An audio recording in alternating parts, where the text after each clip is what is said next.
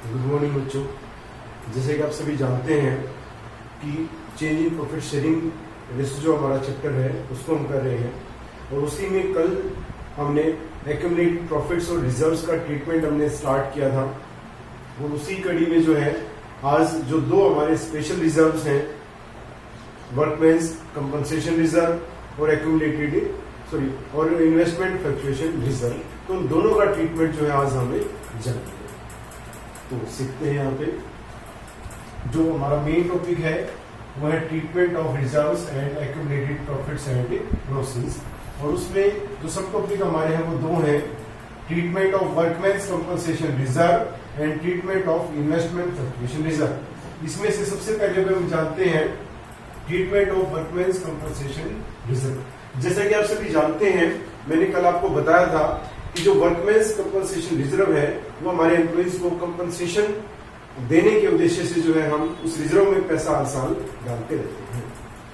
अब यहाँ पे हम क्या कर रहे हैं, सिचुएशन में जब प्रॉफिट शेयरिंग रेशो चेंज हुई है तो यहाँ पे पार्टनर्स ने डिसीजन लिया है कि आज तक का जो हमारे पास रिजर्व में पैसा था उसको हम अपनी जो आज तक की रेशो थी, हमारी ओल्ड रेशो थी, उसमें हम आपस में डिस्ट्रीब्यूट कर लेंगे, और आज के बाद जो है हम एक नया रिजर्व बनाएंगे और उसको फिर हम न्यू रेशो में आगे जो है उसका ट्रीटमेंट हम करेंगे। ठीक है, तो अभी हमारे लिए जानना क्या जरूरी है, हमारे लिए जानना यहाँ पे ये जरूरी है कि जो वर्कमेंस कंपनसेशन रिजर्व है उसको बांटने से पहले हम ये चेक करेंगे कि हमारे पास कोई कंपनसेशन के लिए क्लेम तो नहीं आया हुआ है। अगर ऐसा कोई क्लेम है बच्चों, तो हम पहले उस क्लेम के लिए एक प्रोविजन बनाएंगे। प्रोविजन माने कुछ पैसा अलग से निकाल के रखेंगे रिजर्व में से, ताकि बाद में पेमेंट करते टाइम कोई प्रॉब्लम ना आए। और उसके बाद जो एक्सेस अमाउंट है, कल मैंने लिखा भी था, जो एक्सेस अमाउंट हमारा है वर्कमेंस कंपनसेशन रिजर्व में, उसी को हम पार्टनर्स में क्या करेंगे, उनके ओल्ड रेशो में डिस्ट्रीब्यूट करेंगे। ठीक है, तो यहाँ पे क्या डिफरेंट केसेस हमारे हो सकते हैं, क्या डिफरेंट सिचुएशंस हमारी हो सकती है, ये हम यहाँ पे देखते हैं। तो फर्स्ट सिचुएशन मैंने लिखी है कि if there is no claim against workmen's compensation reserve. हमारे क्वेश्चन में क्लेम के बारे में कोई इंफॉर्मेशन है ही नहीं, कोई क्लेम है ही नहीं, तो हम क्या करेंगे बच्चों, माने हमें कोई क्लेम नहीं देना है, तो हम वर्कमेंस कंपनसेशन रिजर्व की पूरी राशि को, फुल वैल्यू मैंने लिखी है, उसी को हम पार्टनर्स में बांट सकते हैं।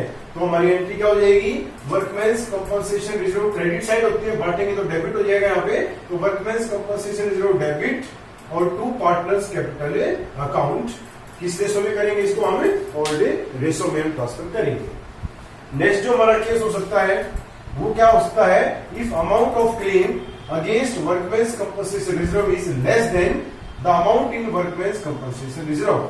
माने इस कंडीशन में क्या है, हमारे पास क्लेम दिया गया है, हमें पैसा देना पड़ेगा, एम्प्लॉइज को कंपनसेट करना पड़ेगा, लेकिन वो जो राशि हमारी है जो कंपनसेशन की है बच्चों, वो वर्कमेंस कंपनसेशन में रिजर्व में जितना हमारे पास पैसा पड़ा हुआ है वो से कम है। तो हम क्या करेंगे, क्या करना चाहिए, भी जितना भी वर्कमेंस कंपनसेशन रिजर्व में पैसा है क्या सारे को बांट देना चाहिए?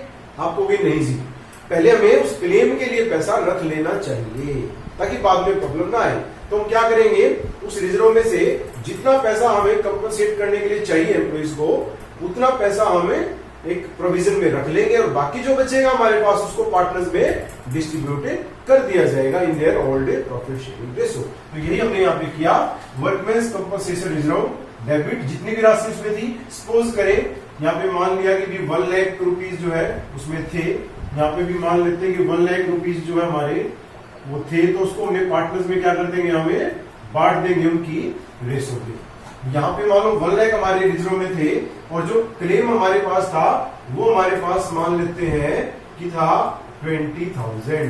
तो 20,000 हम किसके लिए रख लेंगे, प्रोविजन के नाम से रख लेंगे, to provision for claim for compensation. और जो बाकी बचेंगे, कितने बचेंगे, बाकी 80,000 जो हमारे बचेंगे after deducting amount for provision, तो बाकी जो 80,000 बचेंगे बच्चों, उनको हम पार्टनर्स में उनकी प्रॉफिट शेयरिंग रेशो में क्या कर देंगे, हमें बांट। ठीक है, आई थिंक क्लियर होगा। पहले वाले में चूंकि कोई क्लेम नहीं था तो हमने पूरी राशि ओल्ड रेशो में बांट दी थी। यहाँ पे जितना क्लेम था उतनी प्रोविजन में डालो, और बाकी जो बची उसको पार्टनर्स में उनके ओल्ड रेशो में बांट दो। नेक्स्ट हमारा क्या हो सकता है, if amount of claim is equal to workmen's compensation reserve. माने जितना हमने रिजर्व बना रखा था बच्चों, उतना ही हमें कंपनसेट करना पड़ गया। माने अब क्या होगा, अब हमारे पास एक्स्ट्रा पैसा कुछ बचेगा ही नहीं, जितना हमारे पास रिजर्व में था सारा का सारा पैसा हम प्रोविजन के लिए रख लेंगे। तो यही हमने यहाँ पे किया, workmen's compensation reserve account debit to provision for a claim against reserve. तो सारा का सारा पैसा मान लेते हैं 1 लाख हमारा था, और 1 लाख ही अगर हमारा क्लेम आ गया तो 1 लाख का 1 लाख जो है हम उसमें पैसा रख लेंगे। ये हमारी थर्ड सिचुएशन हो सकती है। और नेक्स्ट और लास्ट जो हमारी सिचुएशन हो सकती है वो क्या हो सकती है, if amount of claim is more than workmen's compensation reserve. हमने जितना रिजर्व रख रखा था बच्चों, अब ये तो एस्टिमेट ही होता है, हमें थोड़ी ना पता कितना हमें कंपनसेट करना पड़ जाएगा। तो मान लेते हैं कि कंपनसेट हमें क्या करना पड़ जाता है, ज्यादा कंपनसेट करना पड़ जाता है, तो हम क्या करेंगे भी क्लेम तो सारा का सारा हमें यूज करना ही पड़ेगा, बल्कि जो एक्स्ट्रा पैसा हमें चाहिएगा वो भी हम फर्म से ही निकालेंगे। कहां से निकालेंगे, यहाँ पे हम मान लेते हैं कि उसको हम रिवैल्यूएशन एक अकाउंट होता है, रिवैल्यूएशन क्या होता है हम आगे पढ़ेंगे, असेट्स और लायबिलिटीज की दोबारा हम वैल्यू लगाते हैं। माने यहाँ पे हमारी लायबिलिटी क्या हो गया, इंक्रीज होगी, इसलिए हम रिवैल्यूएशन से उसको निकाल रहे हैं। तो हम एंट्री क्या करेंगे, वर्कमैन्स कंपनसेशन रिजर्व मान लेते हैं, उसमें हमारे 1 लाख पड़े हुए थे, और जो क्लेम हमने देना आ गया वो कितना देना आ गया, मान लो 1,20,000 देना आ गया, तो कितने की कमी रहेगी हमारी, 20,000 की। तो वो हम कहां से निकाल लेंगे, रिवैल्यूएशन अकाउंट, REVALUATION, रिवैल्यूएशन।